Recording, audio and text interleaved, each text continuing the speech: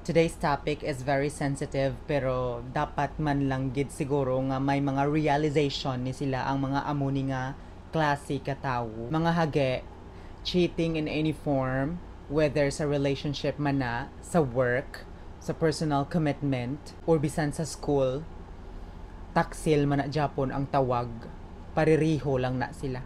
Kag ang trust is one of the hardest things to rebuild once it's broken. Sa relationship, ang cheating, choice mo na nga i-disrespect ang inyo nga boundaries sa isa kag isa. Mapanlin lang ka nga klase ka tawo, mas ginagaan mo value ang temporary desire mo over sa long-term nga honesty, over sa long-term mo nga relationship.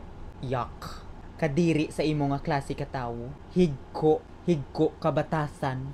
Kag sa babayi manda nga makatal nga ginasige Japon pursue ang lalaki bisan may relationship dun, and knowingly nga ginguba mo dun ang anda nga relationship. Oh girl, bugtaw. Where did you get your strength and audacity sa pagkaalpot? Hindi ka bala gwapa, gi baho ka ba kada maksimo. Hapos lang na siya maghambal nga hoo interested siya kay iya man na choice. Gi, nature na iya sa mga lalaki. Kung ikaw man bi ang bubod nagapalapit sa imo, hindi ka magtuka nga gaga ka.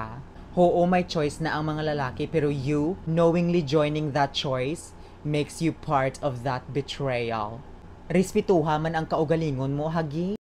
Butang bala ang kaugalingon mo sa side sang miga nga ginbayaan. Kung nami man. Hay, daw gusto tagi ka guramoson nga gaga ka.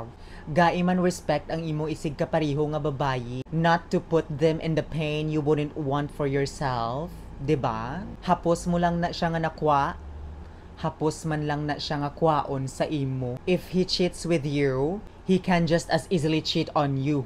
Ang loyalty, hage, wala na siya naga-magically appear kung ikaw din ang bagong main character. And if you can take him from her, someone else can take him from you too. And that's not love. Okay? Okay.